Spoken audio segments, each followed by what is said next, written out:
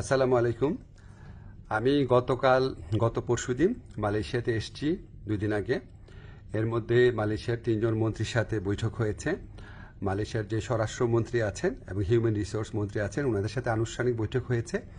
ট্রেডের যে মন্ত্রী আছেন ওনার সাথে অনানুষ্ঠানিকভাবে আলোচনা হয়েছে। তো এখানে কিছু অগ্রগতি সাধিত হয়েছে, সেটা আপনাদের সাথে শেয়ার করতে চাচ্ছি।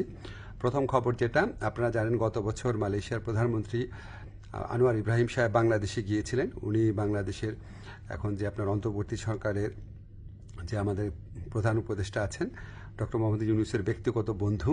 তো উনি তখন প্রতিশ্রুতি দিয়েছিলেন যে গত বছর যেই বাংলাদেশি শ্রমিকরা মালয়েশিয়াতে আসতে পারে নাই শেষ মুহূর্তে, তাদেরকে উনি মালয়েশিয়াতে আসার সুযোগ করে দিবেন। এটা নাম্বার ছিল 17,000-এর মতো। তো এটার ভিত্তিতে আমরা অনেক আলোচনা করেছি। তো তারা বলেছে তারা ব্যাচ ওয়াইজ নিবে। তো প্রথম ব্যাচ হিসাবে 7,926 জনের তালিকা ওনারা চূড়ান্ত করেছেন এবং এটা খুব অল্প সময়ের মধ্যে ওনাদেরকে মালয়েশিয়াতে কাজ করার সুযোগ দেওয়া যাবে, এই প্রক্রিয়া শুরু করে দিয়েছেন ওনারা। সেকেন্ড যে নিউজটা, ভবিষ্যৎ কর্মসংস্থানের ক্ষেত্রে আমরা বিভিন্ন সূত্রে জেনেছি আগামী কয়েক মাসে মালয়েশিয়া 1 থেকে 1.5 লক্ষ বিদেশি শ্রমিক নিতে পারে।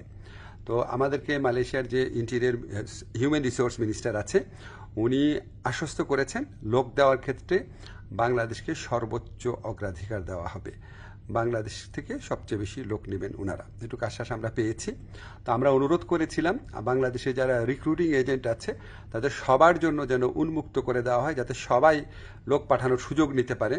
এটা আমরা অনেক ভালোভাবে বুঝিয়ে বলেছি। তো ওনারা বলেছেন ওনারা এটা ভালোভাবে বিবেচনা করে দেখবেন, আমাদেরকে অচিরেই ওনারা এই ব্যাপারে সিদ্ধান্ত জানাবেন।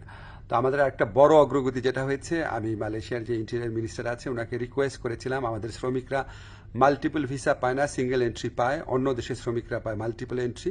তো এটা নিয়ে বেশ কিছুক্ষণ কথা হয়েছে। উনি আমাদেরকে শুধু প্রতিশ্রুতি দেন নাই, ওনার সাথে যারা কর্মকর্তারা ছিল তাদেরকে এই ব্যাপারে দ্রুত পদক্ষেপ নেওয়ার জন্য নির্দেশ দিয়েছেন। আর আমি বলেছি যে মালয়েশিয়ার যারা ইরেগুলার হয়ে গেছেন, যে শ্রমিক ভাইরা আছেন, তাদেরকে রেগুলারাইজ করা বা বৈধ করা যায় কিনা। তো ওনারা বলেছেন ওনারা মাঝে মাঝে এটা করেন, আর গত বছর করেছেন। আর ওনারা বলেছেন যে যাদের পাসপোর্ট এক্সপায়ার্ড হয়ে যায়, ভিসা এক্সপায়ার্ড হয়ে যায়, তাদের ক্ষেত্রে এটা হয়তো করা সম্ভব হবে না। তখন আমি বলেছি দেখেন অনেক সময় আছে যে মালিকের গাফলতির কারণে বা মালিকের ত্রুটির কারণে এটা হয়, তো সেগুলি আলাদাভাবে বিবেচনা করা যায় কিনা ওনারা প্রতিশ্রুতি দিয়েছেন, ওনারা এটা বিবেচনা করে দেখবেন। এছাড়া আমরা আরও কিছু বিষয় নিয়ে আলোচনা করেছি, যেমন আমরা বলেছি যে এখানে যে আপনার সিকিউরিটি গার্ড আছে বা কেয়ার গিভার আছে বা নার্স আছে, বাংলাদেশ থেকে নেওয়া যায় নাকি, স্কিল্ড ওয়ার্কফোর্স নেওয়া যায় নাকি। ওনারা আগ্রহ দেখিয়েছেন, এ ব্যাপারে আমাদের আলোচনা অব্যাহত থাকবে। তো আমরা মোটামুটি আশাবাদী এবং আমরা মনে করি যে এই যে এতটা ফলপ্রসূ একটা আলোচনা হলো, সেটা আমাদের প্রধান উপদেষ্টার অবশ্যই উনার বন্ধুত্ব, উনার গাইডেন্স আছে, উনার যে বন্ধুত্ব আছে মালয়েশিয়ার প্রধানমন্ত্রীর সাথে, উনার যে গাইডেন্স আছে আমাদের প্রতি, আপনাদেরকে জানাচ্ছি। ব্যক্তিগতভাবে উনি মালয়েশিয়ার শ্রম বাজার নিয়ে ব্যক্তিগতভাবে উনি আমাদেরকে নির্দেশনা দিচ্ছেন, বৈঠকে বসছেন, ওনার কথা মতোই আমরা কাজ করছি। আর আমাদের এখানে প্রধান উপদেষ্টার যে স্পেশাল এনভয় আছে লুৎফে ভাই, উনি আলোচনায় অংশ নিয়েছেন, অনেক অবদান রেখেছেন। আমাদের প্রবাসী কল্যাণ মন্ত্রণালয়ে যারা আছেন তারা গত কয়েক মাস ধরে চেষ্টা করে যাচ্ছেন বিষয়গুলো এগিয়ে নেওয়ার জন্য। আপনাদের দোয়া ছিল, এই জন্য এতটুকু অগ্রগতি হয়েছে। আপনারা দোয়া করবেন আমরা যেন মালয়েশিয়া যারা শ্রমিক ভাই আছে বা যারা আসতে চান তাদের যেন সত্যিকারে কল্যাণকর কিছু করতে পারি। ধন্যবাদ আপনাদের সবাইকে।